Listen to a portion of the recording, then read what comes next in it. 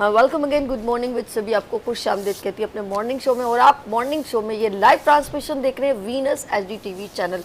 बच्चों के लॉ पे बात करेंगे जिनको हेरेसमेंट किया जाता है, लाइक बच्चों के साथ बहुत ऐसी ज़्यादती हो जाती है जिस पर हम सिर्फ आवाज़ उठाते हैं, लेकिन इम्प्लीमेंट कहाँ पर होता है। इसके लिए हमें नॉलेज होनी चाहिए लॉ की, यानी कि हमारे पास हमारा क्या कौन सा कानून है जिसके थ्रू हम इंसाफ ले सकते हैं। आज इस पर डिस्कस होगी, आप भी इन्वॉल्व हो सकते हैं हमारे साथ, हमें लाइव कॉल कर सकते हैं। मेरे साथ बड़े ही सीनियर यहाँ पर गेस्ट मौजूद हैं एंड स्पेशल मैं थैंक्स करूँगी अंसार बर्नी ट्रस्ट की, जिनकी जानिब से ये पूरी टीम यहाँ तशरीफ़ लाई है। सबसे पहले आप सबको अस्सलाम वालेकुम। अस्सलाम वालेकुम। और मैं वन बाय वन सबका इंट्रोडक्शन पहले करवाती हूँ, देन फिर हम लोग अपनी मौजू की तरफ चलते हैं। और मौजू है हमारा किड्स हरेसमेंट हम कह सकते हैं, ठीक है। किड्स बच्चों के ऊपर तशद्दुद जो है वो ये कह सकते हैं, ठीक है जी। सबसे पहले मेरे साथ तो मौजूद हैं एडवोकेट कुरतुलैन। अस्सलाम वालेकुम कुरतुलैन, कैसी हैं आप? ठीक है, and thanks for coming being on the show. Thank you for inviting us. Okay good. Next हमारे साथ है फॉर जोक। अच्छा जी, बात इस वक्त ऑफ कोर्स मैंने इंट्रो भी किया और मैं सबसे पहले एडवोकेट कुरतुलैन के पास सवाल करूँगी।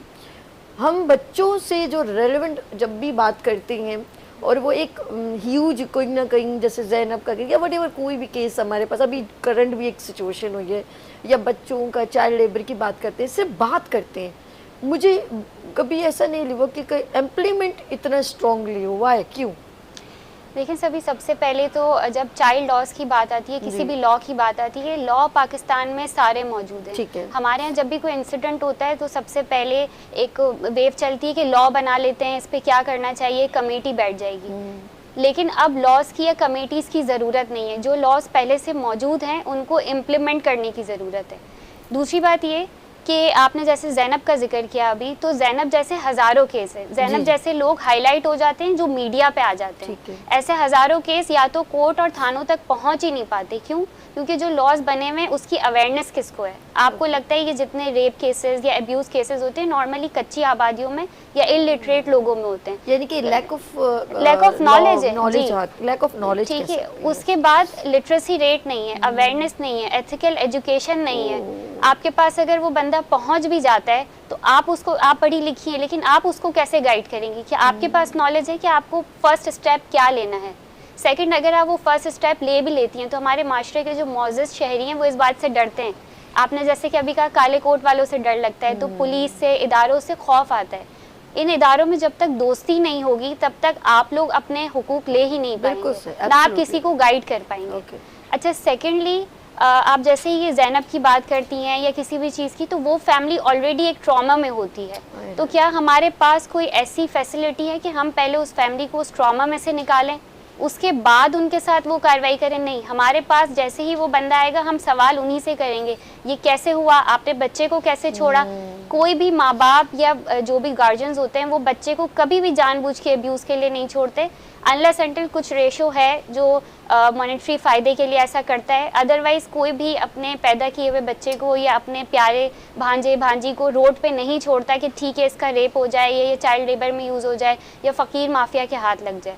तो आप उस फैमिली को, ऑलरेडी ट्रॉमा वाली फैमिली को उसमें से निकालने की जगह, उसकी काउंसलिंग करने की जगह और डरा देते हैं। आपने जो एक बात कही है ना, ये लैक ऑफ अवेयरनेस की, यकीन करें मैं हैरान हो गई जब मैं उस दिन जब कोई आप वीडियो निकालते हैं ना सोशल में, तो उससे रिलेटेड बहुत सारी वीडियोस आती है। एक चैनल पे बाकायदा ये दिखाया जा रहा है कि कम से कम 12 साल का बच्चा है और उसने अपने 9 साल के भाई के साथ ज्यादती की और देन फिर उसके सर पे ईंट दे के मार के उसको जान से मार दिया।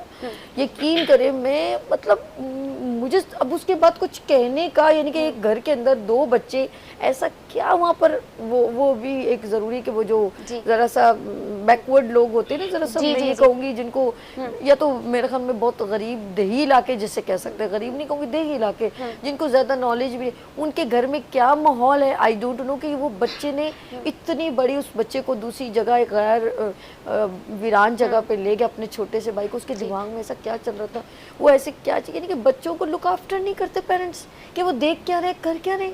एक्चुअली इसमें सबसे बड़ा रोल जो इस वक्त अदा किया जा रहा है वो सोशल मीडिया या जो मोबाइल डिजिटल डिवाइसेस जो मिल गए हैं। आपने वो डिवाइस दे तो दिया, लेकिन हाउ टू यूज इट, और चाइल्ड मतलब की लॉक्स लग सकते हैं, चाइल्ड लॉक्स लग सकते हैं, और इंटरनेशनली भी ऐसा किया जाता है, क्योंकि बहरहाल ये ज़िंदगी की ज़रूरत है, आपने देने हैं डिजिटल डिवाइसेस, एजुकेशन में काम आते हैं, लेकिन उसको किस हद तक इस्तेमाल करना है, किस हद तक उसकी ज़रूरत है, इस चीज़ में जो है वो बैलेंसिंग नहीं चल रही। दूसरा, पेरेंट्स ये करते हैं कि आपने अपनी जान छुड़वानी है, आपने मोबाइल पकड़वाया और आप अपनी एक्टिविटीज़ में लग गए। जो तरबियत का अंसर था वो निकल चुका है, वो और जो ये जो जॉइंट फैमिली सिस्टम ख़त्म हो गया है हमारे यहाँ से। पहले ये रहता था कि आप अगर बिजी भी हैं, मदर वर्किंग है, फादर वर्किंग है, तो फैमिली के और लोग उनसे, अब ये होता है आपने मोबाइल दे दिया, लैपटॉप दे दिया, या आपने एक यूनिवर्सिटी में एडमिशन करवा दिया या स्कूल में छोड़ दिया। और ये सिर्फ देही इलाकों में नहीं है, ये एलीट क्लास में भी है, लेकिन वो केसेस दब जाते हैं, वो सामने नहीं आते। अच्छा, आपकी बात है कि ना पहले फैमिली में ना कभी कभी दुश्मन भी ना हमारे लिए दुश्मनी में बात करते हैं, लेकिन वो हमारे फ़ायदेमंद होते हैं। अब जैसे गैदरिंग में, मैं अभी आपके पास आने चाह रही हूँ, वो गैदरिंग में रहने में क्या होता है, फैमिली खानदान, उसमें क्या होता है कि कोई भी चाची ताई जो है ना आपकी माशाल्लाह अंसार बर्नी साहब, मैं उनका बहुत शुक्रिया करती हूँ। अंसार भाई, आपने अपनी माशाल्लाह टीम को भेजा और आज हम इस मौजू पर बात करें, आवाज़ उठा रहे, और इंशाल्लाह ताला मैं आवाज़ बनती रहूँगी। ये बच्चों के साथ हैरेसमेंट करने के बाद उनको डराया जाता है कि तुमने अगर किसी को बताया तो मैं तुम्हारी माँ को मार दूंगा, मैं तुम्हें मार दूंगा, ठीक है। एक दूसरी, ये तो बच्चों की बात कर रही हूँ, बड़ी लड़कियां भी हैरेसमेंट का शिकार हो जाती हैं, वो तो एक अलग मैं किसी दिन बात करूँगी। इस वक्त मैं अंडर 15 की बात कर रही हूँ, नीचे बच्चों की बात कर रही हूँ। बच्चों को जब उनके ऊपर ये जो स्कूल हो, मदरसा हो, बड़ी शर्म की बात है। ये वीडियोस हैं, जी अगर हम जिनके ऊपर समझते हैं कि ये अल्लाह का कलाम पढ़ते हैं, अब मैं उनको देख रही हूँ, वो बच्ची का हाथ मरोड़ रहे हैं, उससे हंस रहे हैं, कभी उसको गोद में बिठा रहे हैं। तो अब ये मैं हैरान कुन बात है। तो ये मैं हैरान हूँ, इनको कोई मतलब कहीं से डर नहीं आता। मैं कभी इनको पकड़ने के बाद बड़े मज़े से कहते हैं, वो आपको शर्म महसूस हो रही है, आपने ये क्या किया, तो कहते हैं हाँ मुझसे गलती हो गई, बस एक जुमला कहते हैं मुझसे गलती हो गई। इसमें ऐसे रिलेशंस में जिसमें बाप का किरदार भी है, भाई ने बहन से शादी कर लिया, अजीब अजीब सी बातें सुन के, मामू ने छोटी बच्ची के साथ ज्यादती कर ली, और यार मेरे मुंह में अल्लाह पाक रिश्तों के तकद्दुस जो हैं वो पामाल हो चुके हैं। जो खूबसूरत रिश्ते हैं कुरतुलैन, उनको पामाल कर दिया जाता है। मैं आपको एक बात बताऊं कि आप ये कह रही हैं कि सिर्फ उनको शर्म नहीं आती। मेरे पास इस वक्त एक 5 साल की बच्ची का रेप केस चल रहा है, और जब मैं उसकी फ़र्स्ट हैंड रिपोर्ट बनाने गई तो पूरा एरिया इकट्ठा हुआ था और हम अंदर नहीं जा पा रहे थे। हमने वजह पूछी तो उन्होंने कहा कि जी वजह ये है कि एक बच्ची के साथ जाती हुई हम उसको देखने आए हैं। आप क्या देखना है, मतलब एज अ सोसाइटी आप उसका बैग बनने की जगह आप उसका तमाशा बनाना है, आप उसको देखना है, और आप उससे देख रहे हैं कि अच्छा वो प्लेस दिखाओ जहाँ पर जख्म है, जो रैप्चर हुआ है, या वो 5 साल की बच्ची और उसका नेबर था, वो जो रेपिस्ट है वो उसका नेबर है।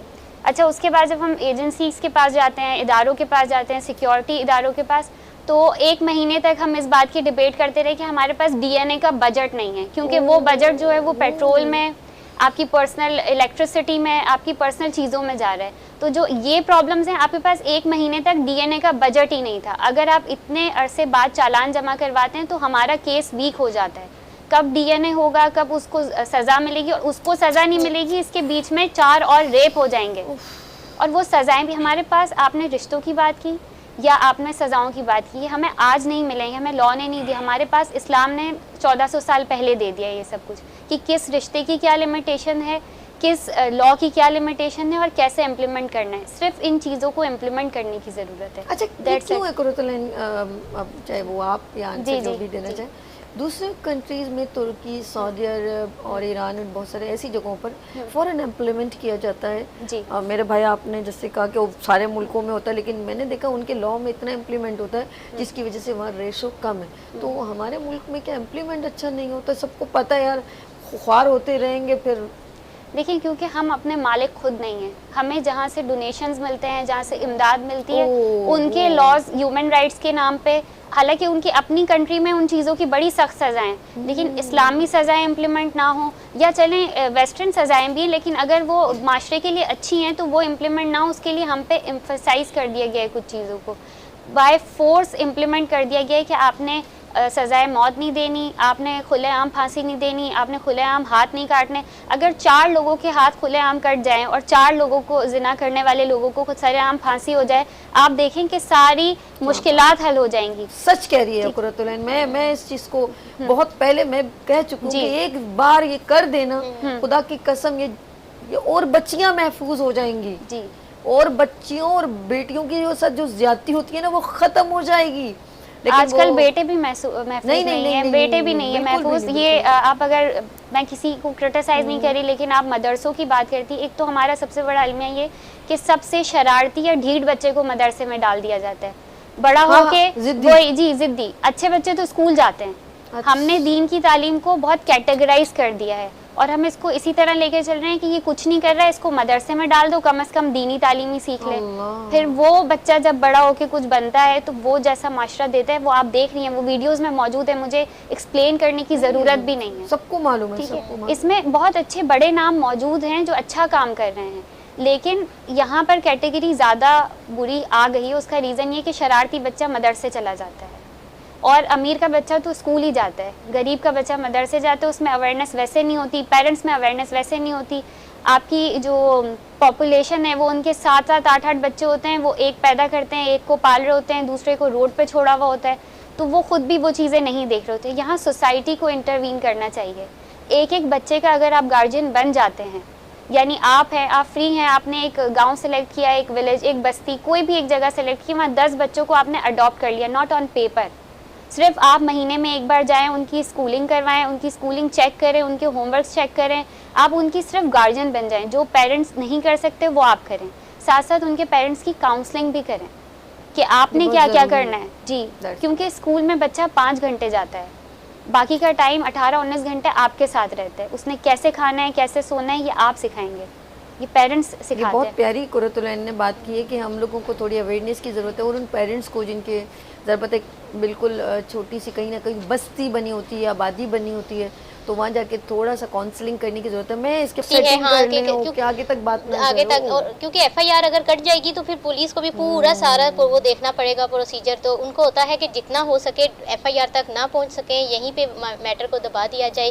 कि एफआईआर जब कटती है ना तो बर्डन आता है थाने पे, नंबर ऑफ एफआईआर काउंट होती है कि जी आपने अपनी आनी जानी कितनी, अपनी प्रोग्रेस कितनी दिखाई है। तो आपके पास 10 एफआईआर है, आपने कितनी सॉल्व की है, अगर आपने कितनी वारदातें हुई हैं और वो क्यों हुई हैं आप जवाब दें। आप रिस्पॉन्सिबल हैं, एसएचओ, एसएसपी, डीआईजी सब रिस्पॉन्सिबल हैं कि ये हुआ कैसे। तो ये हुआ कैसे का जवाब मुझे ना देना पड़े, इसलिए मैं आपकी बात को लिखूंगी ही नहीं कि मेरे एरिया में ये हुआ ही नहीं है। जब दी जाती है, यही चीज आप स्ट्रीट क्राइम में भी देख रहे हैं। अब आपको समझ में आई, ये मुझे आज समझ में आई। जी एक चीज और मुझे नहीं मालूम कि समझाया जाता है कि जी पैसे हम ले लेते हैं, आओ ये पार्टी 10 लाख देगी, 2 लाख मैं रख लेता हूँ, 8 लाख तुम बिला वजह जा रहे हो, तुम्हारी बेटी है, मीडिया पे भी आ जाएगी। उसको वो ट्रॉमास दिखाए जाते हैं कि तुम्हें कुछ नहीं मिलेगा। तुम्हें जो है देखो अदालतों के चक्कर काटते रहोगे। ये भी बदकिस्मती है कि वाकई चक्कर काटने पड़ते हैं, जस्टिस डिले है हमारे पास, वो भी नहीं होना चाहिए कि इतने चक्कर आपको क्यों काटना है। आप कंप्लेनेंट है तो आप अपने सर पे हाथ मारेंगे कि मुझे कंप्लेनेंट कभी नहीं होना चाहिए, मुझे इस मुल्क में अच्छा होता मुजरिम होती, फरार रहती। आप कंप्लेनेंट बनेंगी उस दिन से आप अपने आप को मुजरिम तस्वुर करना शुरू कर देंगी। उसको बार बार कॉल किया जाएगा अभी, क्योंकि एक जो एक बंदा अब्यूज हरकत कर रहा है तो वो दूसरे बंदे को जब पता चलता है कि यार इसके ऊपर तो कोई प्रॉब्लम नहीं है तो मैं भी कर सकता हूँ। इसी तरह चोरी का, कत्ल का, स्नैचिंग का, ये सब का रेशो बढ़ता है क्योंकि सब सेटिंग से चल रहा होता है। लेकिन खुदा के लिए बाकी तो सब चीज़ कहते हैं दौलत जाके वापस फिर आ जाएगी, लेकिन इज्जत जाके वापस नहीं आती। इज्जत के साथ कॉम्प्रोमाइज़ आप लोग कर रहे हैं और अपना कोई सिस्टम नहीं बना रहे और अपनी सेफ साइड रख रहे हैं और अपने 2 पैसों के लिए कर रहे हैं, तो इसका जो है ना अजाला मैं कहती हूँ दोनों सिस्टम, सभी सिस्टम मौजूद है, उसको चलने नहीं दिया जा रहा। इदारे मौजूद हैं, इतना बजट आप देखें पुलिस को, इदारों को, कोर्टों को, जजेस को, हमारे टैक्स के पैसे मौजूद हैं और उनसे उनकी जितनी अय्याशियां हैं वो सब चल रही हैं, ठीक है। लेकिन आप अगर सिर्फ पार्टी को आपने छापा, आपने पहले तो बताना है कि जी कल्प्रिट कौन होगा, उसके बाद आप कहेंगे अच्छा ठीक है आपने निशानदेही कर दी, अब छापे के लिए मेरी आधा काम तो मेरे ख्याल में वो जो जी वो हमें वो करना होता है। उसके बाद मेरी गाड़ी, पुलिस की गाड़ी का पेट्रोल नहीं है तो आप पेट्रोल के पैसे दें, बजट नहीं है डीएनए का बजट इतना नहीं ओपन है। नहीं करें, बड़ा मसला हो जाएगा मुझे। नहीं नहीं, देखिए हम भरे हुए हैं, मैंने हम जो इंसाफ ये बात, दिलाना, ये हाँ। देखिए रियलिस्टिक है ना, वो अपने घर की बात तो नहीं बता रही ना, वो जी, सही जी, कह रही है। हम कि इंसाफ आपको दिलाना चाह सर रहे अभी होते हैं। पेट्रोल नहीं है, अभी वो डीएसपी साहब नहीं आए, अभी तो परमिशन नहीं मिली, ऐसे कुछ स्टाइल होते हैं ना उनके। और सब्र करो, हमारे कोई फारिग थोड़ी बैठे हुए हैं, अभी उनका भी चल रहा है तुमसे ज्यादा, और वो देखो 2 लोग और बैठे हुए हैं। आपने मुझे भी वार्म अप कर दिया। देखिए हम लोग ये काम जब करते हैं, हम लोग करना चाह रहे होते हैं, हमारे पास बजट मौजूद है, हम कहते हैं डीएनए के पैसे आप हमारी एनजीओ से लें, हम आपको पूरा थाने फैसिलिटेट कर जाएगी ना, लेंगे। कहेंगे वो फिर आ गई फारिग, अब दिमाग खाएगी हमारा। जी, हम थाने जाते रहते हैं और हम पूरा दिन बैठते हैं कि आप जब तक ये काम नहीं करेंगे हम यहाँ से नहीं हटेंगे। जब हमारी बात इतनी मुश्किल से सुनी जाती है तो सोचो उस विक्टिम का क्या हाल रहता होगा।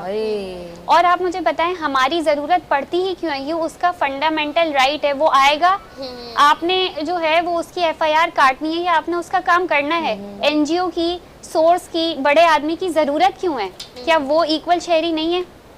बिल्कुल सही कह रही, बिल्कुल सही कह रही। ये पता नहीं ये क्या समझती हैं, ये कब इस चीज़ को, क्योंकि मैंने देखा अक्सर असेंबलियों में जब बहुत ज़्यादा किसी के साथ, जैसे जैनब का केस हो तो असेंबली तक बात चली गई, फिर सबने अपने अपने व्यू, अरे do and die, law pass करें, बोले हैंग, बस खत्म। तो सिर्फ 10% रेशो है। दूसरा ये कि अगर आप जैनब का किस्सा बना और अगर आप उस पर शोर नहीं मचाएंगी तो आपका ट्रेंड, ट्विटर ट्रेंड कैसे बनेगा? तो सोशल मीडिया पे भी तो आपको वायरल होना है, तो इसलिए स्पीचेस आ जाती हैं आपकी। कुरतुलैन कसम खुदा की, कल मुझे यही बात बहुत बुरी लग रही थी कि कहते पहले लोग एक्सीडेंट होता था ना जी, तो फौरन मदद करते थे, उसके घर में कॉल करते थे, एम्बुलेंस बुलाते।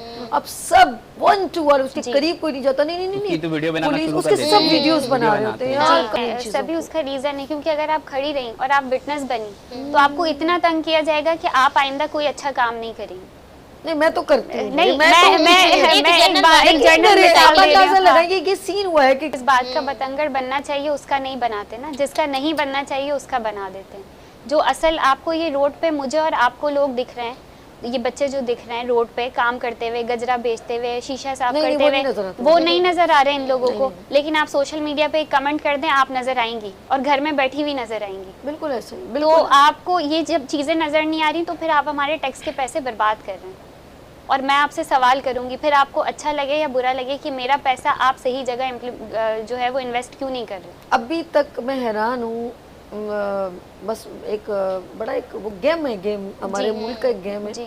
कि हमने छोटा मैसेज लूंगी, आप अपने नाज़रीन से कुरतुलैन क्या मैसेज शेयर करेंगी? जी जानते मैं ये मैसेज शेयर करूंगी कि आप कुछ नहीं कर सकते, लेकिन अपने हिस्से का किरदार ज़रूर अदा करें। आप ठीक हो जाएंगे, सोसाइटी ठीक होगी, सोसाइटी ठीक होगी तो सिस्टम ठीक हो जाएगा। आप अपना रोल ज़रूर प्ले करें, चाहे सिस्टम कुछ कर रहा है या नहीं कर रहा। Good good. आज अनवर जहन में बार बार आ रहा जी, है। जी। मैं नाज अनवर, कुरतुलैन एंड अल्ताफ सैन एंड मेरे प्यारे भाई मीत शर्मा, अल्ताफ भाई, ठीक है जी, मैंने सही कहा ना आपको जी। बहुत शुक्रिया, आप लोगों के साथ बहुत अच्छी गुफ्तगू रही। सारी टीम अंसार बढ़नी का बहुत शुक्रिया जिन्होंने अपनी टीम को भेजा। नाज़रीन यहाँ लेंगे छोटी सी ब्रेक और मिलते ब्रेक के बाद गुड मॉर्निंग विद सभी के साथ।